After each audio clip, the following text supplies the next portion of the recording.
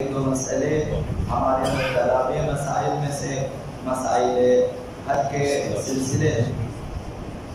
اگر کوئی شخص جس کے ذمہ واجب حج ہو، حجۃ الاسلام، حج الاسلام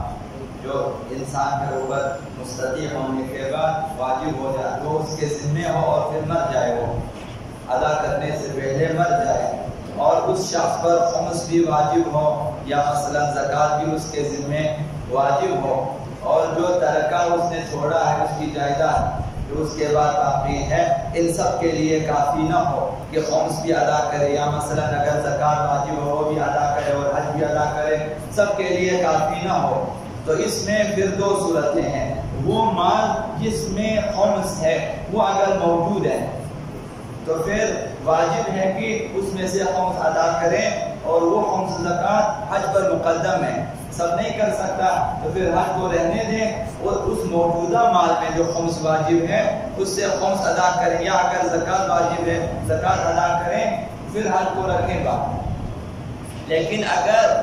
جس مال پہ خمس زکوٰۃ واجب تھا وہ موجود نہیں ہے، بعض دوسرے اموال پہ خمس زکوٰۃ، یہ جو موجودہ مال ہے یہ اس پہ خمس زکوٰۃ نہیں ہے، اگر اس سے خمس زکوٰۃ ادا کریں تو پھر حج نہیں جا سکتے۔ اس صورت میں کہ موجودہ مال اس میں خمس زکوٰۃ نہ ہو تو اس کو حج پہ خرچنا چاہیے،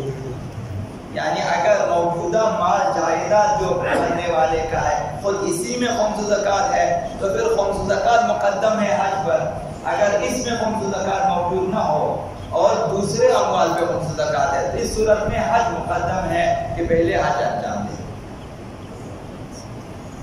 دوسرا مسئلہ یہ ہے کہ اگر کوئی شخص اسی طرح اگر اس کے ذمے قرضہ ہو، ایک شخص مر جاتا ہے واجب الحج ہے، اس کے ذمے قرضہ واجب الادا ہے، تو اس میں بھی حضرت آیت اللہ سیستانی نے فرمایا بعید نہیں کہ قرضہ مقدم ہو، کہ پہلے قرضے ادا کیے جائیں اور حج کو رکھیں بعد۔ دوسرا مسئلہ یہ ہے کہ اگر کوئی شخص مر جاتا ہے اس کے ذمے حج اسلام، حج الاسلام، حجۃ الاسلام واجب الادا ہے، اور جب تک حج مرنے والے کے ذمے باقی ہے اس کے ورثاء کے لیے، وارثین کے لیے جائز نہیں ہے کہ اس کی جائیداد میں تصرف کریں۔ اب یہ بہت زیادہ مبتلا مسائل ہیں، جیسے ہی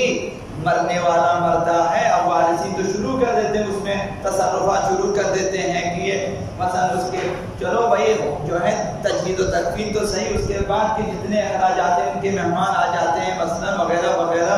تو ان میں اشکال پیدا ہو سکتا ہے کہ پہلے حج کا خرچہ نکالیں پھر اس کے بعد مسئلہ۔ لیکن اگر جائیداد بہت زیادہ ہو، حج کے خرچے سے بھی زیادہ ہو، پھر زیادتی میں مثلا وہ تصرف کر سکتے ہیں۔ تو لہذا ورثاء کے لیے جب تک حج کا خرچہ نہ نکالیں میت کی جائیداد میں تصرف جائز نہیں ہے، ایسا تصرف کہ جس سے میت کی حج کی ادائیگی نہ ہو سکے، منافی ہو، مثلا اگر اس کے ذمے 5-6 لاکھ روپے اس کے پاس ہیں، اگر وہ 1.5-2 لاکھ روپے خرچے میں حج کے لیے پیسے کم پڑتے ہیں، ایسا تصرف پھر جائز نہیں ہے۔ البتہ اگر خرچہ حج کے خرچے سے بھی بچ جاتا ہو تو اضافی جائیداد میں تصرف جائز ہے کہ وہ پھر اپنے حساب سے خرچے۔ آخری مسئلہ آج کے لیے ہے کہ اگر مرنے والے کے ذمے جو کہ واجب الحج ہے، اس کے ذمے حج واجب الادا ہے اور اس کا ترکہ حج کے اخراجات کے لیے کافی نہ ہو، خرچہ کم ہے، جائیداد کم ہے، حج کا خرچہ زیادہ ہے، اور اس کے ذمے کوئی قرض یا خمس زکوٰۃ ہو تو واجب ہے کہ اس کے ترکہ سے قرض ادا کیا جائے، خمس زکوٰۃ ادا کیا جائے۔ اگر قرضہ وغیرہ نہ ہو، خمس زکوٰۃ وغیرہ نہ ہو تو اب اس جائیداد کو کیا کریں، یہ واجب الحج ہے، اس کے باوجود چونکہ خرچہ حج کے خرچے جائیداد حج کے خرچے سے کم ہے، اس وجہ سے وہ تمام ترکہ وارثین کو ملے گا، اور ورثاء پر واجب نہیں ہے کہ اپنے کھاتے سے ڈال کر اس کا حج کرائیں۔ میت کی جائیداد کم ہے، قرضے وغیرہ نہیں ہے، خمس زکوٰۃ نہیں ہے، جو ماترک ہے وہ حج کے لیے کم پڑتا ہے، اس صورت میں جو ورثاء پر واجب نہیں ہے کہ اپنے جیب سے پیسے ڈال کر اس کی طرف حج کرائیں، وہ جو جائیداد ہے وہ ورثہ اپنے آپس میں تقسیم کریں گے، اس کا حج رہے گا۔ दाइन की कुछ न कुछ उसके जिम्मे, अगर मसलन कोई दूसरा शख्स अदा करे या कोई और उसका खर्चा करे, वरना हज इसी तरह से रहेगा। ونقسم عليك باسمك العظيم الأعظم الأعز الأجل الأكرم يا رب अपने तत्वों के लिए मुझे नसीहत दो के हवाई में उनकी शिफायाबी के लिए जान बख्शने की मशला के लिए कोई मतलब आई आमीन जी। बिस्मिल्लाहिर्रहमानिर्रहीम अम्मा युजीबुल मुज़्ज़र इज़ा दअाहु व यक्शिफु सु'र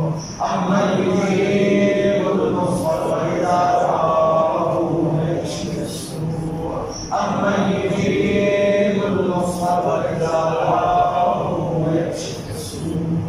أمن يجيب المضطر إذا دعاه ويكشف السوء أمن يجيب المضطر إذا دعاه ويكشف السوء